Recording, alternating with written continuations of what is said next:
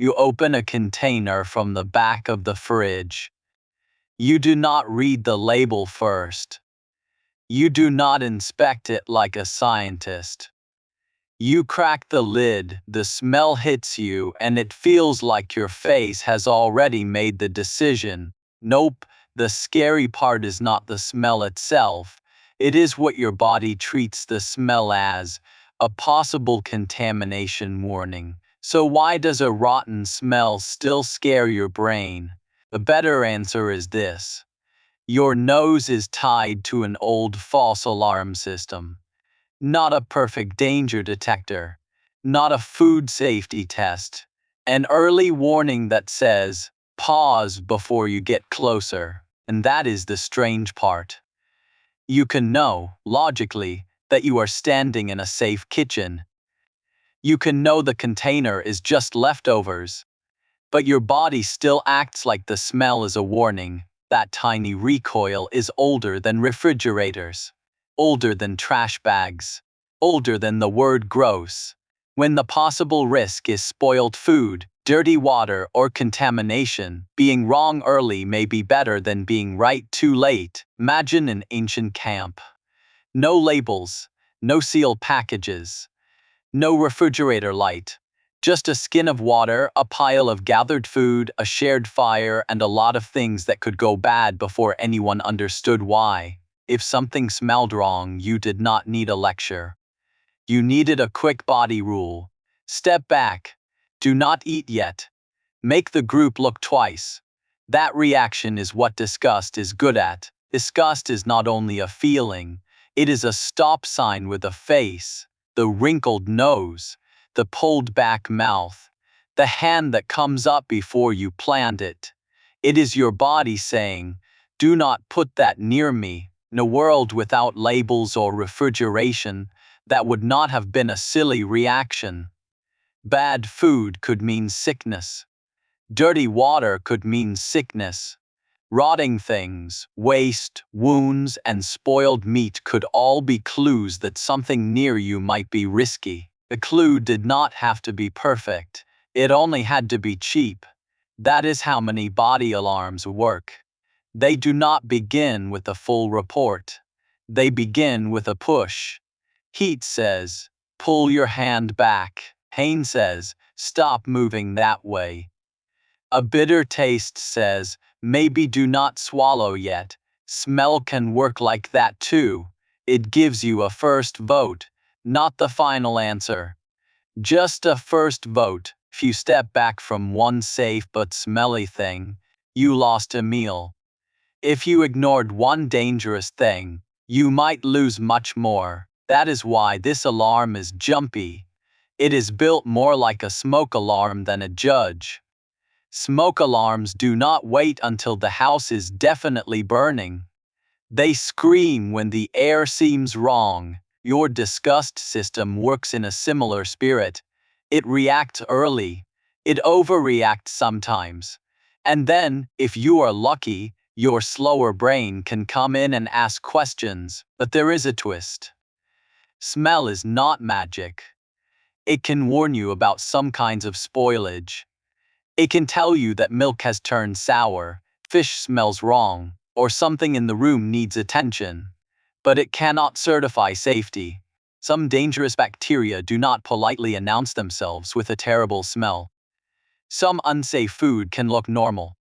Some safe things can smell intense. That matters because the modern world gives us a false confidence. We want a simple rule. Smells bad means dangerous. Smells fine means safe, but real life is messier.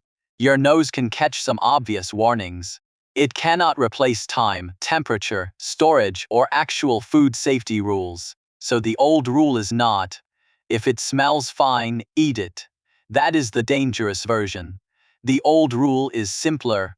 If it smells wrong, pause. That is a cue, not proof. And this is where your modern life becomes funny. Because today, the alarm still runs. It just runs inside a world it was not designed for. You open a gym bag. Your body leans away. You pass a trash can in July. Your face tightens before you decide to be polite. You smell something strange in the fridge and suddenly you are not a calm adult anymore. You are a very old animal with a very strong opinion. Do not smell that. But your reaction is not only biology. Disgust also learns. A food that smells normal in one culture can smell impossible in another. A smell you grew up with may feel comforting. A smell you meet for the first time may feel suspicious. Your old alarm gets trained by your life. That is why disgust can be useful and unfair at the same time. It protects you from real risks. But it can also make you reject harmless people, foods, and places just because they feel unfamiliar. The old brain is powerful. It is not always wise. So the best way to understand rotten smell is not as a message that says, danger is proven. It is a message that says, check this before you move closer. That one sentence explains the fridge. It explains the camp. It explains why a tiny smell can change your whole face. Your nose catches a clue. Your body makes distance. Your brain adds a story afterward. That order is why the feeling can be so convincing. It can feel like the body votes first. Then the mind starts building a case. Maybe it is rotten. Maybe it is dirty. Maybe it is just unfamiliar. The first feeling is loud. But loud is not the same as correct.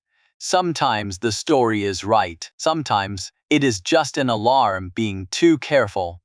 But the alarm makes sense when you remember the world it came from. For a forager, eating may not have been just eating. It could be a bet. Water could be a bet. Touch could be a bet. The air around a dead animal could be a bet. And smell could have been one fast clue that the bet might be bad, not perfect, not scientific, but fast. That is why it can feel like your face moves before your thoughts catch up. It is not because you are dramatic. It is because some part of you is still running the old rule. Back away first. Ask questions second. So the next time you open a container and your whole body says no, you can laugh at it. But maybe give it a little respect. That disgust face is not just you being picky. It is your old brain trying to keep dinner from becoming a problem. And it is still whispering the same warning it has probably whispered for a very long time. Do not put that in your mouth until you know what it is. Next time, we can look at the same alarm from another direction.